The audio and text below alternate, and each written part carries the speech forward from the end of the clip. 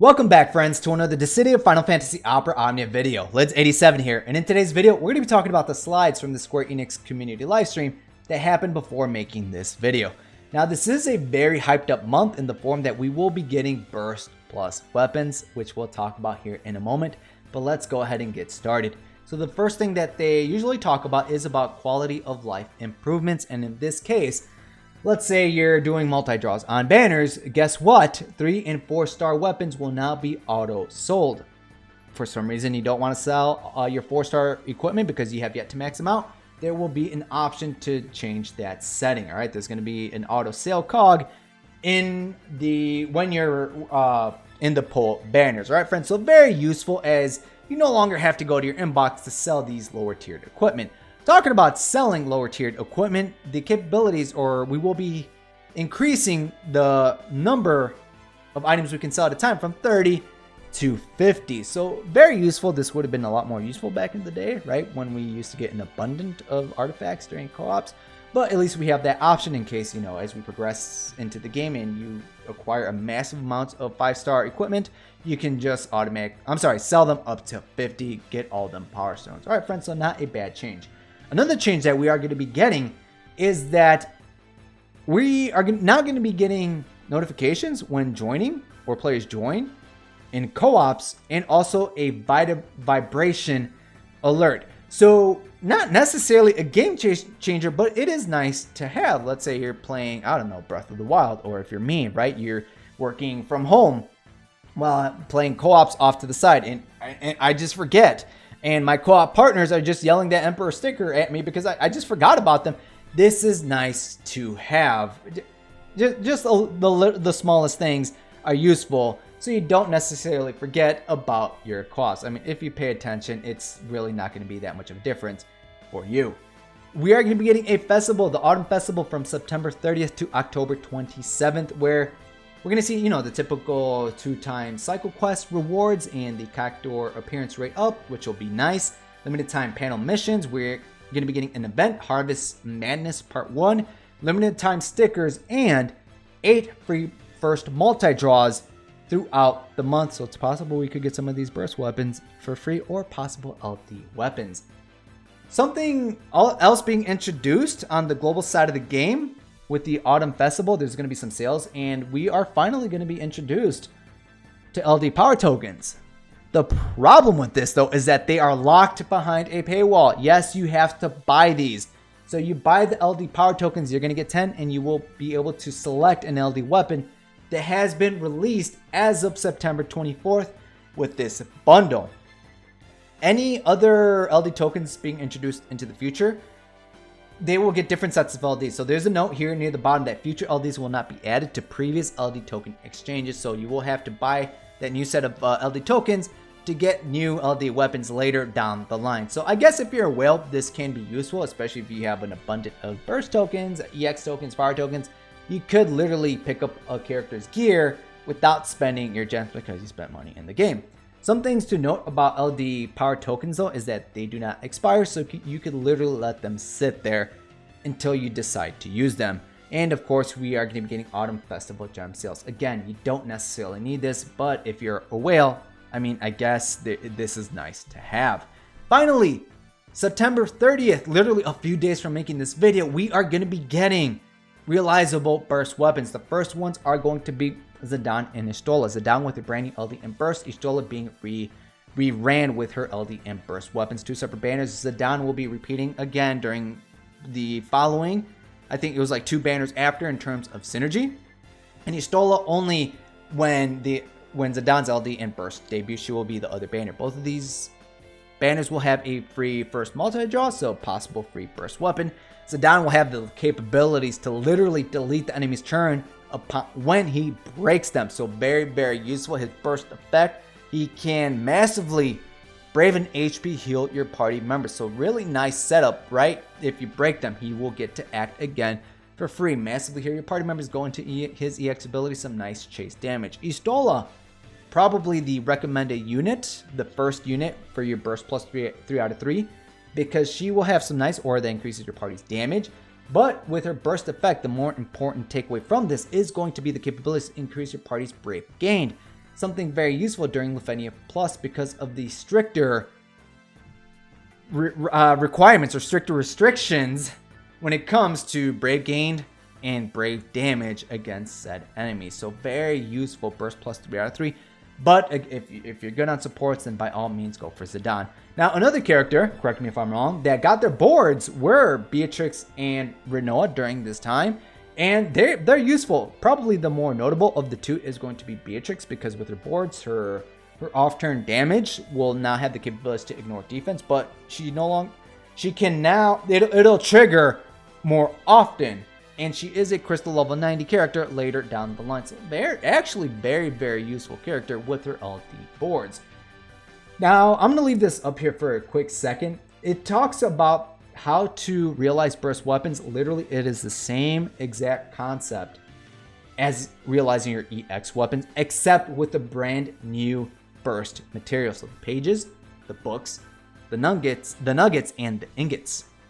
Now, once you get a burst weapon to 3 out of 3, you will unlock that character's burst ability. So pretty much that finished burst that you see during a burst mode, that gets added as a usable ability outside of the burst mode. But each character can only use this once, as long as they're at 3 out of 3. You're still restricted to only one burst mode during a stage run, but upon using the burst ability, you will gain access to that character's burst effect. So this can seriously help when it comes to your survivability or damage output, depending on the burst effect. I will be leaving a link down below in the description that I made when it comes to realizing burst weapons, so if you would like to go ahead and check that out. Introduction to the brand new difficulty Lufenia Plus, where again, I just mentioned there are going to be higher restrictions, higher requirements. It's going to be brutal when it comes to Brave gain and Brave damage reduction. Be prepared. That's all I'll say. So if you haven't seen any JP videos, it'll be more of a surprise when you actually see it for the very first time. But there will be quality of life changes when it comes to the stages. So first and foremost is that challenge quest will now be unlocked upon unlocking a chaos stage, but upon clearing a challenge quest, that will also clear the chaos stage. Very useful, 2 birds with 1 stone. Same thing with Lufenia Plus will be unlocked upon unlocking the Lufenia difficulty stage, but upon clearing Lufenia Plus, that will also clear the Lufenia difficulty stage. 2 birds with 1 stone. It'll save you some time unless you like to do each individually, so by all means. We are going to be getting a Twitter retweet campaign where tweeters, I guess they're called, retweet some of these burst videos, and upon meeting certain rewards, we are going to be getting burst books. The only thing I'm not sure is if we're going to get 2 per goal met, or is it 1 for overall. I'm going to assume it's 1. Reach both goals. No, reach both goals for 1. All right, that's how it's coming off as. So I'm assuming we're just going to be getting 1 burst book. So hey, but I mean, sure, why not, right? So it's pretty much the equivalent to a free ingot. There's going to be another campaign with the Final Fantasy Portal app. Just go in, get the points, and we're going to get actual in-game rewards. Guys, Lost Chapter, October 4th, UTC time. Beaver is not going to be getting some love here. He gets it later down the line with his crystal level 90, but Sync is going to be getting a rework and an LD weapon. So the way I like to pretty much, I guess, say or compare her to is she almost works like Cypher when it comes to what they get with their LD, is in the way that Sync will have the capabilities to delay the enemies. If they don't have a debuff that she has built into her kit inflicted on them, it's only going to be 1 turn delay. If they do have that debuff and she attacks that enemy, she will delay them by 2 turns while also increasing her damage. So not bad if you're a fan of Type 0. October 7th to October 21st, we are going to be getting probably, it's probably safe to assume that we are going to be getting the hyped up non-burst character during the start of the Burst Plus era, and that's going to be Sid Reigns. This guy is an absolute beast as a chase unit. He has turn manipulation built into his kit. He has the capabilities to massively brave gain your party members and also throw in an additional attack while in the freaking air. Alright friends, so this is probably the banner to chase Zidane's burst weapon on, and both of these banners will be getting a free multi-draw. What else we got here? Tier 5 on October 13th, we are going to be getting Bartz's burst weapon reran. Burst plus 3 out of 3, where he will have the capabilities to enhance your party members with wind. If you don't know how he works, he has auras built into his kit, gravity-based attacks, And he can also lower the enemy's wind resistance without inflicting a debuff. It's actually a buff on Bart, so he will be very useful for the tier 5 bottom right gate. The new burst character going to be introduced. They didn't reveal it here on the slide. Okay, so I seriously think it's going to be Kamari. Think about it for a second, right? He is ahead of this pack. He's in the front. He's the tallest one. He is hornless. So they needed to give this hornless Ronzo some love. I seriously think he's going to be freaking OP. Yes, I'm being sarcastic for those already typing away in the comments. It's going to be Ace. Ace, very useful character. He will have LD weapon, burst weapon. He will have auras built into his kit that is going to increase your party's damage. Great magic attacker. Great with his LD in form of increasing your damage output on the enemies with him, because the way he works with his LD, he's going to inflict a debuff. Once that debuff expires, there's going to be like some kind of like spiral card things going on, coming out of the void and hitting the enemies, attacking the enemies. And it will inflict another debuff on them. So pretty much when anything acts, they will, that off-turn damage will happen. Okay? Now this only happens once during a burst mode, right? Because it's after a turn. But he can literally re-inflict that debuff upon using his upgraded HP attack after using his LD. It will revert back. So this is a great way to massively increase your damage, which will help you with the tighter turned Lufenia Plus stages. Very, very useful character when in terms of damage. You don't need to burst plus 3 out of 3 him. I would recommend Bart's burst plus 3 out of 3 as your second burst plus unit for this month. But I mean, you do you, boo-boo, right? It's your resources. If you like Ace, then by all means, go for it. Now, the very last slide, I mean, besides the goodbye slide, so the very last slide that talks about characters is going to be Aranea's Lost Chapter on October 15th. She is not going to be getting love, as this is what, our 4th time we've seen her. So you more than likely have her already, but Prompto is going to be getting an LD weapon. Dude is pretty much going to go Call of Duty. He's going to get a machine gun. He's going to get a rocket launcher during the animation.